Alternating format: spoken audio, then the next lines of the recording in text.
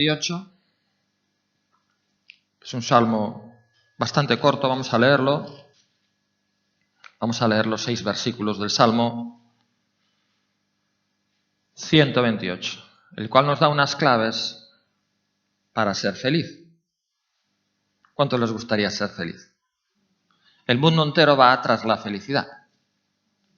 Normalmente la mayoría de las decisiones que toman es en la búsqueda de la felicidad. Lo que pasa es que normalmente son erróneas y en vez de procurarles felicidad, pues consiguen todo lo contrario, la infelicidad. ¿Por qué? Porque no ponen por obra las claves que Dios da para alcanzarla. ¿Quién sabe mejor cómo funcionamos? El fabricante. ¿Sí o no? ¿Quién sabe mejor cómo funciona lo que sea? El que lo fabricó. ¿Quién sabe mejor cómo vamos a ser felices? Dios, porque nos creó. Amén. Y aquí da las claves en este salmo, cómo ser feliz. Cómo alcanzar la felicidad. Cómo en el breve y escaso tiempo que nuestra vida dura, que es como un soplo, ¿verdad? Como un abrir y cerrar de ojos, los años se van, que vuelan, cómo ser feliz. Cómo en el tiempo que estés sobre la faz de la tierra puedas realmente ser feliz. La palabra que se usa aquí es bienaventurado, que significa feliz, significa dichoso. Bienaventurado todo aquel que teme a Jehová, que anda en sus caminos. Qué sencillo. El secreto de la felicidad. Todo viene de ahí. Esa es la raíz, de la cual luego viene el tronco y luego vendrán las ramas. Pero la raíz es esta. 2 raíces, 2 patas. Temer a Jehová, andar en sus caminos.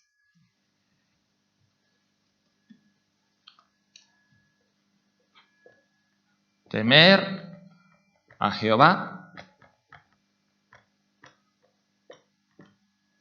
andar, este es el secreto de la felicidad.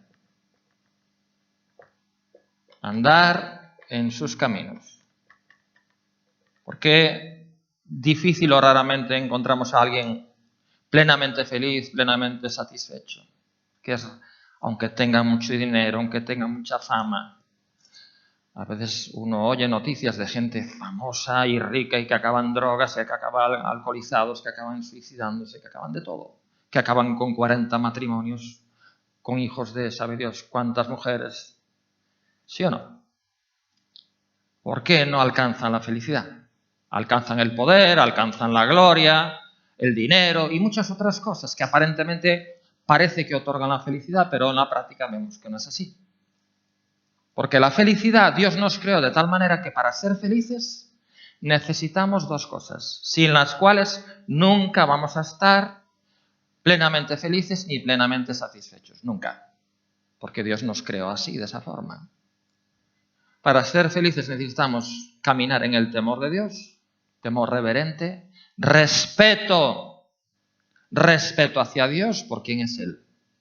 Porque Él es el que nos creó, Él es el creador y además Él es el que envió a nuestro Salvador, al Señor Jesucristo, a morir y a derramar su sangre en la cruz.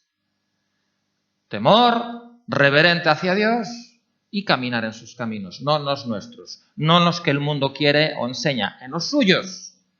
¿Quieres ser feliz? Ten respeto por el Señor, camina de la forma que Él enseña. ¿Quieres ser feliz? Camina como Él te dice que camines y tenle respeto, así de simple. ¿Cómo hacen los padres con los hijos? ¿Qué demanda un padre de un hijo? Respeto, honra, y luego que obedezcas. Si te dice ve por aquí, ve por ahí. Si te dice no vayas allí, no vayas. Es eso. Dios se comporta como un padre con nosotros. Quiere que le honremos como padre y quiere que le hagamos caso, que le obedezcamos, así de simple. Y si le honramos como a padre y si le hacemos caso, lo que Dios nos dice es, vas a ser feliz. Vas a ser feliz. Eso contrasta un poquito con el mundo religioso. Hace poco nos leyó Isabel un devocional recordándonos aquellas palabras del Señor. Aprended de mí, que soy manso y humilde. Dice, llevad mi yugo sobre vosotros, porque mi yugo es fácil y ligera mi carga. El yugo que el Señor quiere ponerte para que puedas caminar con Él es un yugo fácil. No es difícil, no es complicado, Y su carga es ligera. A veces el mundo de la religión pone un yugo muy pesado para llevar y carga sobre los hombros de los hombres muy difíciles de soportar. Eso era lo que el Señor le reprochaba a los religiosos de su tiempo. Ponéis pesadas cargas sobre los hombres y vosotros ni con un dedo queréis cargarlas. Bueno, ese es el mundo de la religión. Ese es el yugo que las religiones o determinados líderes religiosos quieren imponer sobre la gente. No es el yugo del Señor, porque Él dijo que mi yugo es fácil de llevar. No es un yugo tedioso ni pesado. Amén. Lo que pasa es que a veces a lo que Dios establece le añadimos un montón de reglas y un montón de normas. Y prohibido, prohibido, prohibido y prohibido. Y tienes que hacer esto y esto y esto y esto. Y ahí el yugo se vuelve cada vez más pesado. Eso es lo que le reprochaba el Señor a los religiosos de su tiempo, que añadían a la palabra de Dios mandamientos de hombres. Mandamientos de hombres. Bueno, bienaventurado todo aquel que teme a Jehová, que anda en sus caminos. Así que si pensabas que eso era muy difícil, que el yugo era demasiado pesado y la carga también, estás equivocado. Eso es lo que hace el mundo de la religión, pero no es lo que hace el Señor. Su yugo es fácil y su carga ligera. No te va a costar, créeme. Uno ya automáticamente piensa, y lo que me va a pedir, y lo que voy a tener que dar, y lo que me va a costar. Olvídate. Su yugo es fácil, su carga ligera. Amén. Cuando comieres el trabajo de tus manos, bienaventurado serás y te irá bien. Bueno, ese es el propósito de la voluntad de Dios. Él quiere que comamos del trabajo de nuestras manos. Amén. Esa es la forma habitual que Dios tiene de proveer. No que estemos así de brazos cruzados y que Dios provea, no. Dios quiere ver de nuestra parte trabajo y esfuerzo. Y que las cosas las obtengamos por medio del trabajo, del esfuerzo, del sacrificio. No mediante el fraude, no mediante la trampa, no mediante el engaño, no mediante el robo. Ahí no hay felicidad. Podrás conseguir a lo mejor más dinero así. No digo que no. Pero lo que vas a ser es menos feliz. Porque es lo que dice aquí. Es lo que tu Creador te aconseja. Te dice, cuando comieres el trabajo de tus manos, lo que honradamente has conseguido con tu trabajo, bienaventurado serás. Serás feliz. No tendrás un Porsche o un Mercedes. Puede que no, pero vas a ser feliz. Vas a ser más feliz que aquel que tenga el Porsche, el Mercedes o la casa en la costa, pero que lo haya conseguido de manera fraudulenta. Es lo que Dios te dice. No juzgues por las apariencias. Aunque vivas de una manera más humilde, pero si lo que tienes lo conseguiste honradamente como fruto de tu trabajo y de tu esfuerzo, no te preocupes que lo vas a disfrutar. No te preocupes que con eso vas a ser feliz. Va a ser suficiente para que seas feliz. Amén. Gloria a su santo nombre. Segundo consejo. Sigamos leyendo. Bueno, cuando comieres el trabajo de tus manos, bienaventurado serás y te irá bien.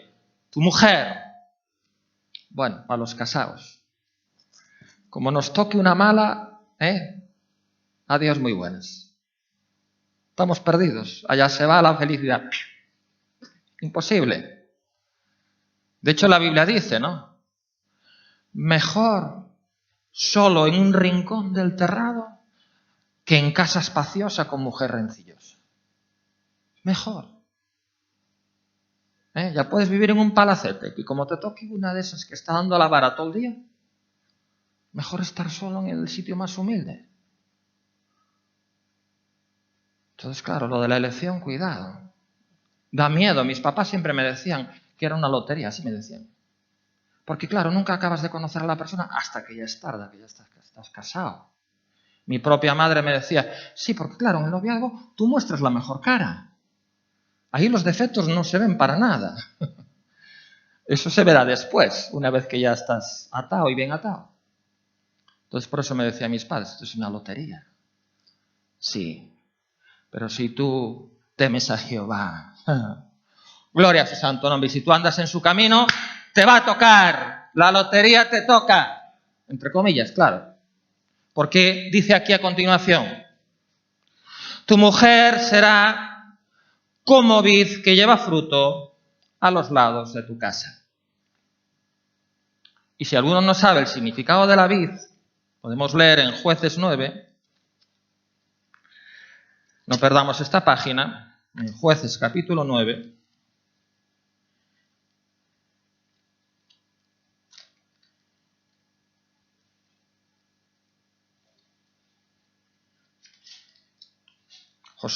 Jueces capítulo 9, en el versículo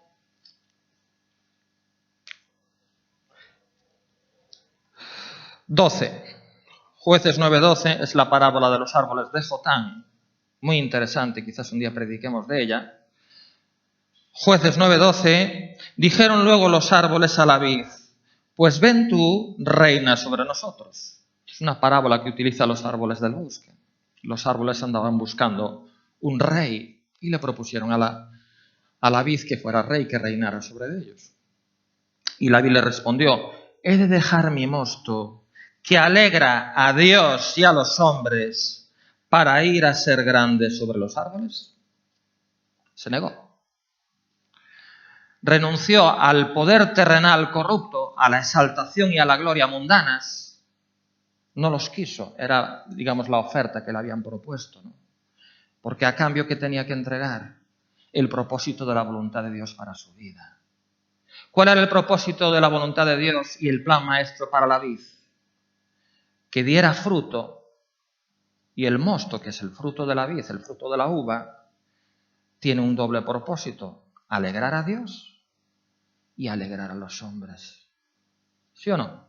Un doble ministerio. Traer gozo y regocijo, en primer lugar, al corazón de Dios, en segundo lugar, al corazón de las criaturas, de los hijos de Dios. Dice, ¿cómo voy a renunciar a esto? Al plan maravilloso que Dios tiene para mi vida, por un poco de placer o de exaltación o de poder carnal, corrupto y temporal. Ni contéis conmigo, dijo la vid. Olvidaros de mí. Yo no voy a vender ni a renunciar al propósito de la voluntad de Dios para mi vida, que es que yo traiga gozo a Dios y a los hombres. Bueno, pues al hombre que teme a Jehová y que anda en sus caminos, de acuerdo con el Salmo 128, Dios le va a otorgar y le va a conceder una mujer comparable a la vid. Aleluya. Una mujer que va a tener la cualidad de llevar gozo al corazón del mismo Dios y de aquellos que le rodean. ¿Qué te parece eso? No va a ser esa rencillosa que está todo el día creando mal ambiente, crispación, etc. Y aquí vamos a seguir leyendo. Y tus hijos, como veis aquí está enfocando la palabra de Dios al ámbito familiar. Puedes tener un buen marido, una buena mujer, pero como te salgan los hijos mal, es un sufrimiento, ¿sí o no? Yo he conocido familias de un hijo drogadicto, madre mía. Era un sinvivir, aquello era terrible, un drama, una tragedia. Un amigo mío íntimo de la infancia, su hermana había caído en la drogadicción y yo lo viví de cerca, sé lo que es eso. Entonces es muy duro y es muy difícil, ¿verdad? Cuando un hijo comete errores, afectan a toda la familia, cuando son errores graves. Afectan, por supuesto, a toda la familia y pueden ser una fuente de grande infelicidad. Y Dios lo sabe. Y Dios lo sabe. Por eso dice aquí lo que dice a continuación. Dios te dice, si tú temes a Jehová y andas en sus caminos, vas a ser feliz. Con lo cual, tiene que de alguna manera implicar a las relaciones familiares, porque son las personas que están cerca de ti todos los días. Son las personas con las cuales pasas y convives la mayor parte de tu tiempo. Entonces puedes ser rico, millonario o lo que sea, que como las personas que estén cerca de ti todos los días sean malas personas, a ver cómo vas a ser feliz. Va a ser complicado, ¿eh? Por eso Dios se encarga. Y Dios dice, no te preocupes. Si tú temes a Jehová y tú andas en sus caminos, yo me encargo de tu cónyuge y de tus hijos. Para que no sean una fuente de infelicidad, sino todo lo contrario. Porque ¿qué dice ahí de los hijos? ¿Qué dice ahí de los hijos? Tus hijos como plantas de olivo alrededor de tu mesa. Y ahora dice, he aquí que así será bendecido el hombre que teme a Jehová. Así será bendecido el hombre que teme a Jehová. Con una mujer que sea como la vid, que trae gozo al corazón de Dios y al corazón de la gente. Y con unos hijos, que ahora vamos a hablar un poquito de eso. Porque aquí unos tenemos hijos y otros los quieren tener. ¿Sí o no? Otros están en camino de tenerlos. Y los que nos escuchan por internet, quién sabe, igual.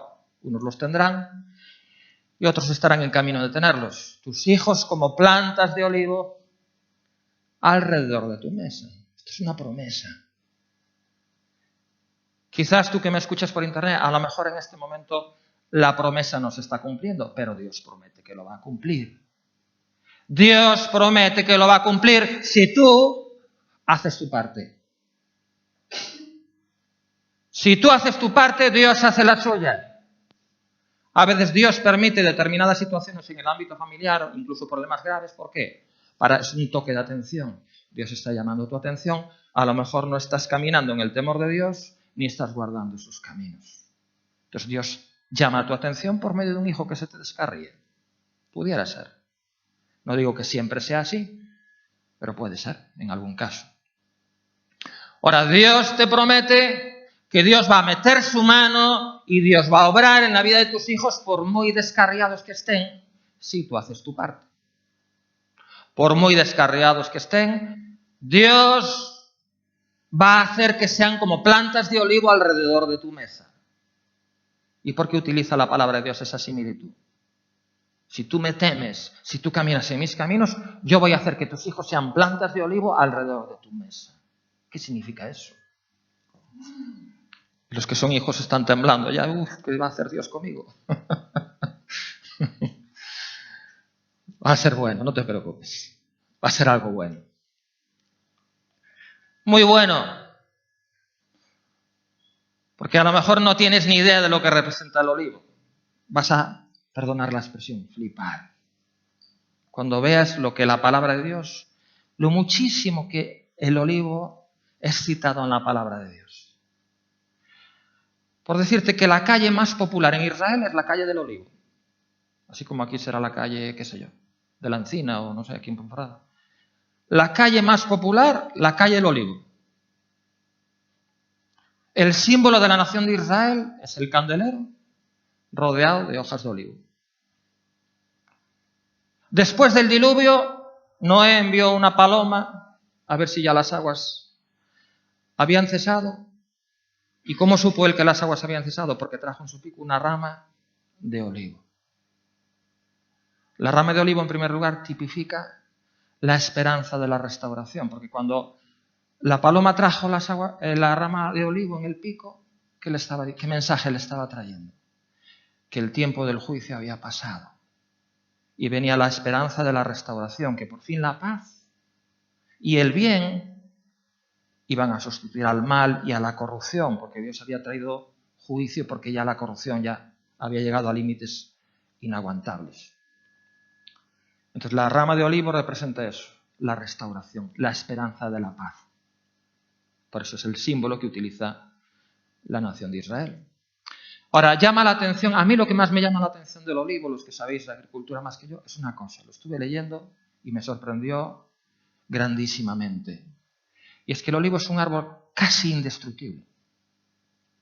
Puede venir un incendio y arrasar con todo, una sequía terrible, y parece que el árbol está muerto, parece que murió, y revive. Las raíces lo regeneran.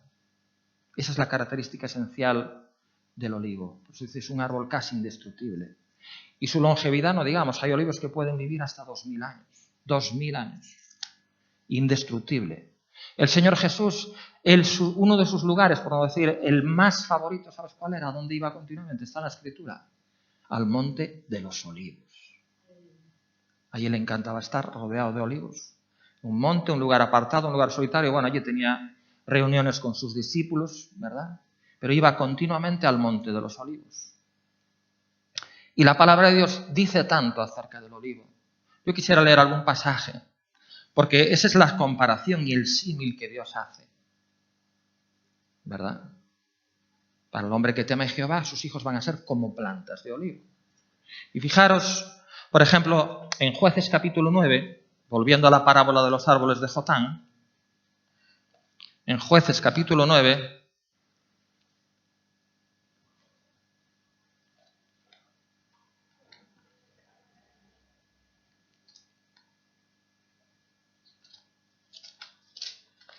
los árboles también le propusieron al olivo ser rey. De hecho, se lo propusieron antes que a la vid. Se lo propusieron primero al olivo, luego a la higuera y por último a la vid. Y como los tres rechazaron, luego se lo propusieron al zarzal. Y ese sí aceptó, el que nada más pincha. Ese sí aceptó ser rey. Pero los tres primeros rechazaron.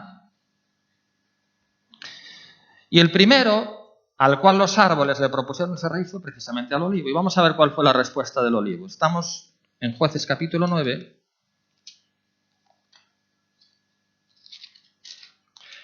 Jueces capítulo 9.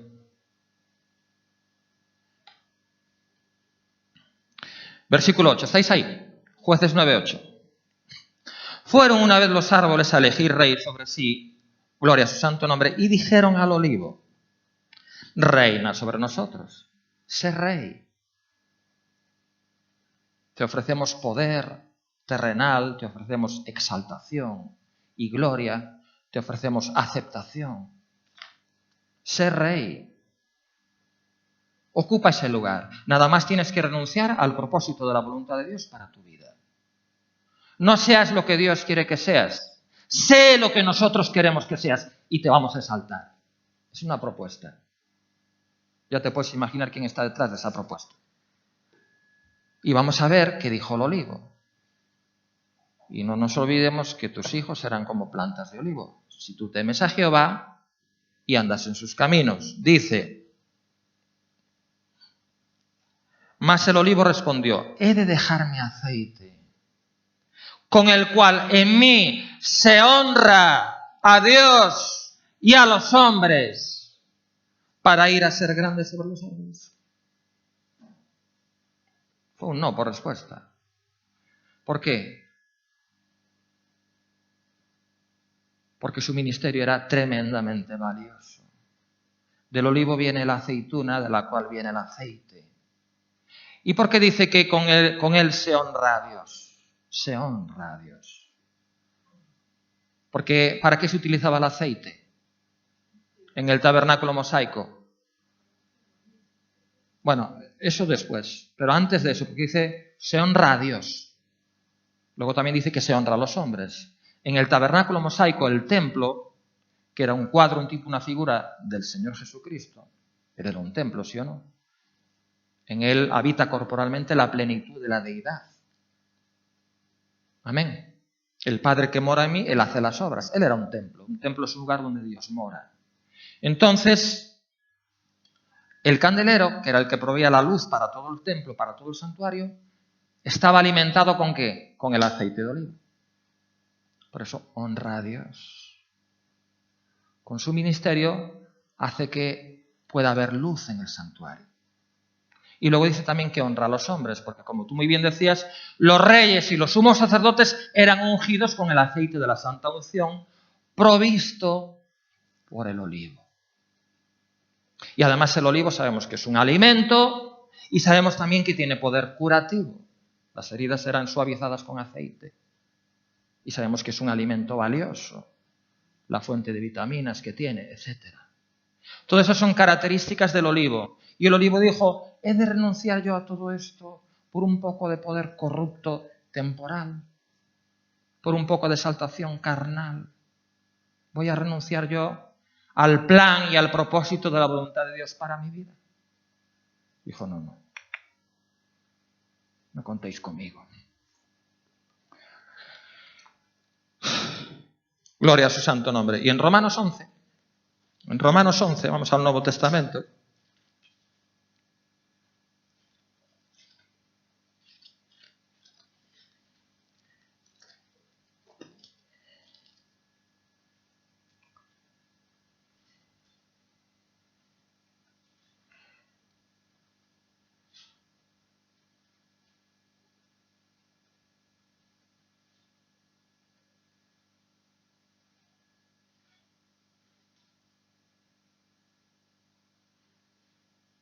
Bueno, antes de Romanos 11, en Primera de Reyes capítulo 6, donde la palabra de Dios habla del glorioso templo de Salomón. Podemos leer rápidamente en el versículo 23, Primera de Reyes 6, 23. Dice, hizo también en el lugar santísimo, el lugar más solemne de todo el templo, 2 querubines. Ya sabemos que los querubines eran esas criaturas angelicales que estaban sobre la cubierta del arca. Eran querubines, los guardianes de la santidad de Dios. Dice, 2 querubines de madera de olivo. Ahí estaba presente el olivo, ni más ni menos que en el lugar santísimo del glorioso templo de Salomón.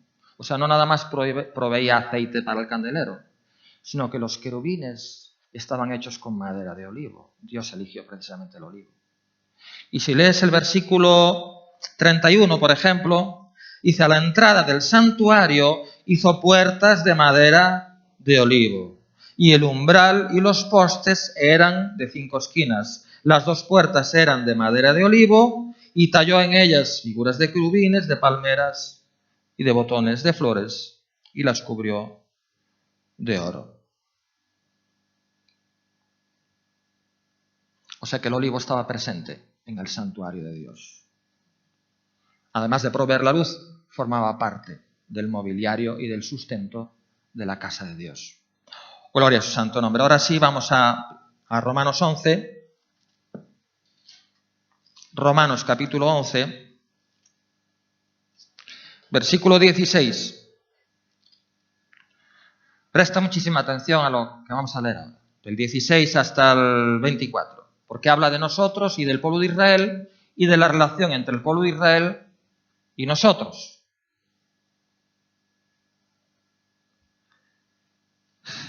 ¿Estás ahí? Romanos capítulo 11. ¿Estáis todos ahí, por favor? Romanos 11, versículo 16. Presta atención, por favor. Dice, si las primicias son santas, también lo es la masa restante. Si la raíz es santa, quédate con esto, si la raíz es santa, también lo son las ramas. Porque la raíz afecta al tronco y el tronco afecta a las ramas. La savia que proviene desde la raíz circula a través del tronco y llega hasta las ramas. La naturaleza se contagia. Si la raíz es santa, las ramas también lo son. Amén. Bien, sigamos leyendo para ver de qué está hablando. Pues, si algunas de las ramas fueron desgajadas, fueron arrancadas del árbol, y tú, siendo olivo silvestre, has sido injertado en lugar de ellas y has sido hecho participante de la raíz y de la rica savia del olivo, no te jactes contra las ramas. Y si te jactas, sabe que no sustentas tú a la raíz, sino la raíz a ti. Pues las ramas, dirás, fueron desgajadas para que yo fuese injertado. Bien, por su incredulidad fueron desgajadas, pero tú por tu fe estás en pie. No te ensoberbezcas, sino teme, porque si Dios no perdonó a las ramas naturales, a ti tampoco te perdonará.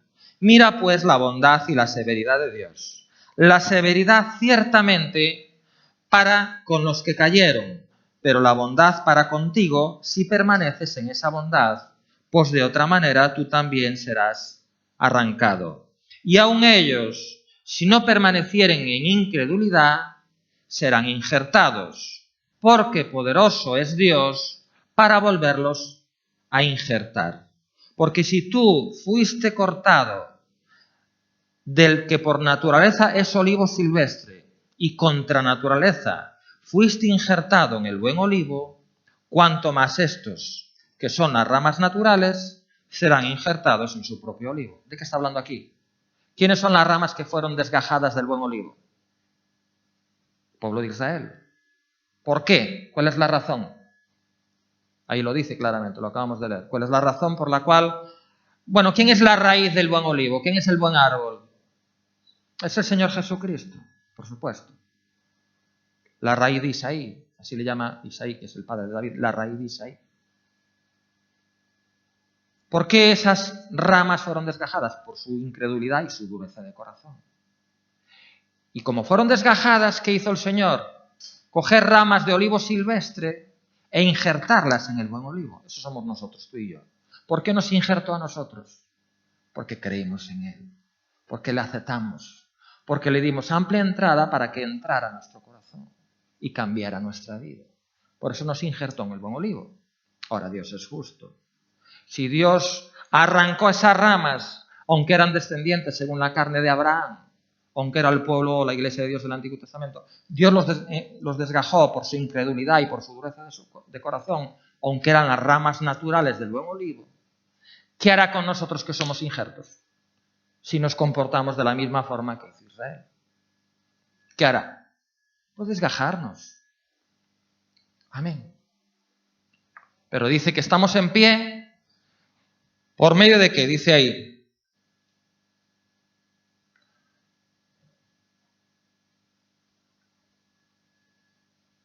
En el versículo 20, ahí lo dice claramente. Por su incredulidad fueron desgajadas, pero tú, por la fe, estás en pie. No te ensoberbezcas, no te enorgullezcas y no teme. Ándate con cuidado. ¿Por qué fueron desgajadas las ramas? Por su incredulidad. ¿Por qué estás tú injertado al buen olivo? Por tu fe. Por tu fe, Dios te injertó. Ahora, acuérdate lo que leímos en este pasaje, el primer versículo, el 16 era, ¿no? Que cuando la raíz es santa, las ramas son santas. Si tú por la fe estás unido al Señor, la savia que representa la naturaleza de su Espíritu, del Espíritu Santo, va a llegar a tu vida y te va a santificar por dentro. Y te va a sanar y te va a limpiar de toda corrupción. De toda esa corrupción carnal que deja el pecado, de todas esas secuelas, de todo eso que hay ahí, te va a sanar. Eso es lo que hace el buen olivo. Te va a sanar siempre y cuando, claro, permanezcas ahí, unido. Porque tú no sustentas a la raíz es la que te sustenta a ti. Fíjate qué importante es la fe. Por perder la fe, ellos fueron desgajados. Y tú, por tener fe en el Señor Jesús, fuiste injertado contra naturaleza, porque tú procedías de un olivo silvestre y en el buen olivo fuiste injertado. Amén. Gloria a su santo nombre.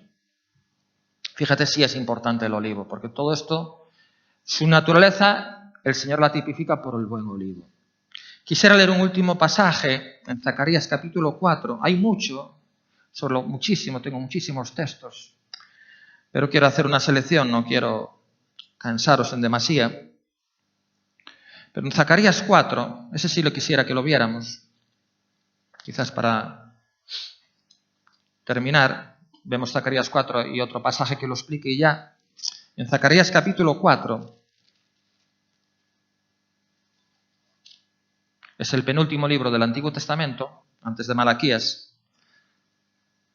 Zacarías capítulo 4.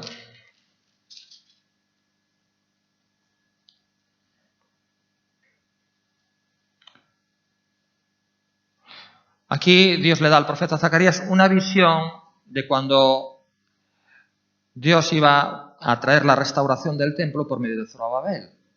Y Dios le da una visión y, como no, aparecen en escena los olivos. Además aparecen 2 olivos. Fíjate bien, no lo vamos a leer todo, pero a partir del versículo 11, estoy en Zacarías 4:11, hablé más y le dije, ¿qué significan estos 2 olivos a la derecha del candelero y a su izquierda?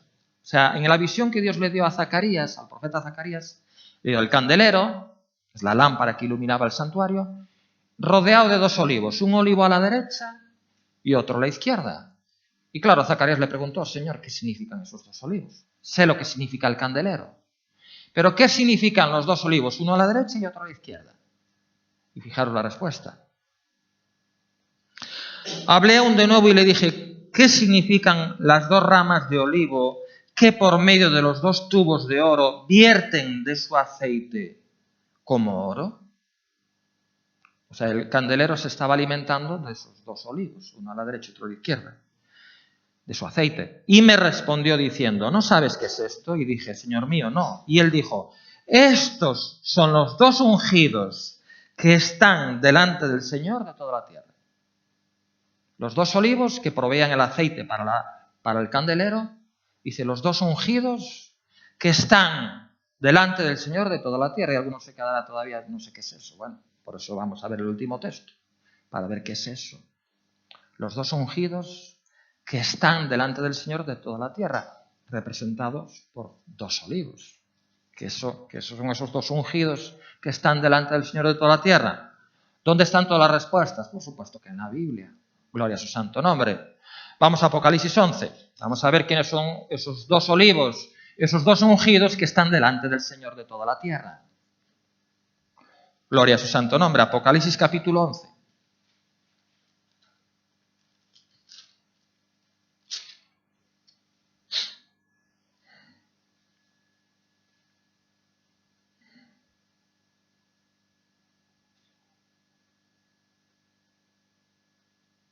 Versículo 3.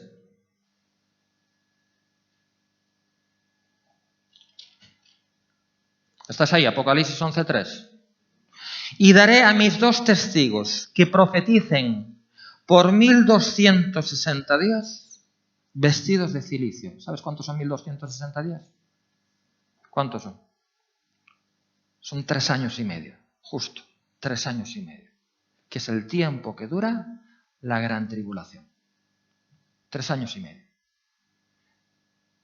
Y Dios va a tener 2 testigos, 2 ungidos que están delante del Señor de toda la tierra, representados, tipificados por los 2 olivos, que son los que proveen el aceite para que la luz brille en medio de la nación de Israel, en un tiempo tan terrible que dice la Escritura que no hubo otro tiempo más difícil ni más terrible que ese.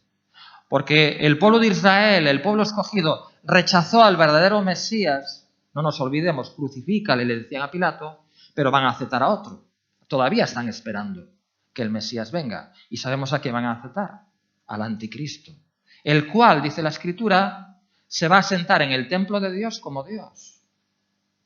Cuando el templo sea restaurado, el pueblo de Israel va a anunciar al mundo que por fin el Mesías vino y se va a sentar. Es lo que la Biblia le llama la abominación desoladora. Y en medio de esa situación tan terrible, Dios va a levantar 2 testigos. A ver si adivináis quiénes son. Que van a hablar y van a decir a la gente y la van a abrir los ojos diciendo, ese no es el verdadero Mesías, ese es falso. Bueno, ¿quién es ese que se va a sentar en el trono de Dios como Dios? Judas resucitado, al anticristo, ahí es nada. Pero va a tener tanto poder, va a poder hacer prodigios y señales engañosos y aún los escogidos pudieran ser engañados, dice la Escritura. Pero esos 2 testigos van a estar ahí. Gloria a su santo nombre. Y dice ahí, estos 2 testigos son los 2 olivos y los 2 candeleros que están en pie delante del Dios de toda la tierra. Luego dice, si seguimos leyendo, que el anticristo los va a matar. Cuando termine su ministerio, la bestia, el anticristo, los va a matar. ¿Quiénes son esos 2 testigos? Los 2 únicos que fueron arrebatados y que no vieron muerte. Enoc y Elías. Esos son los 2 olivos. No vieron muerte, pero la verán. Porque aparte del Señor Jesús, el alma que pecare, esa morirá y todos morimos, sin excepción. Excepto el Señor Jesucristo, fue el único que no pecó. Entonces, por eso Enoc y Elías son los dos testigos que están en la presencia del Señor de toda la tierra, los dos ungidos, que durante los 3 años y medio que va a durar la tribulación, van a estar ahí dando testimonio de la verdad, van con su aceite a permitir que la lámpara, que la luz del Señor ilumine en medio de las tinieblas, que van a ser más densas que nunca. Amén. Entonces esos dos testigos están representados por 2 olivos. Hay muchos árboles buenos en la Escritura. No, la zarza no es uno de ellos, por supuesto. Pero entre todos los árboles buenos, Dios eligió el olivo. Amén. Gloria a su santo nombre. Pongámonos de pie en esta mañana y démosle gracias a Dios por lo aprendido. Aleluya.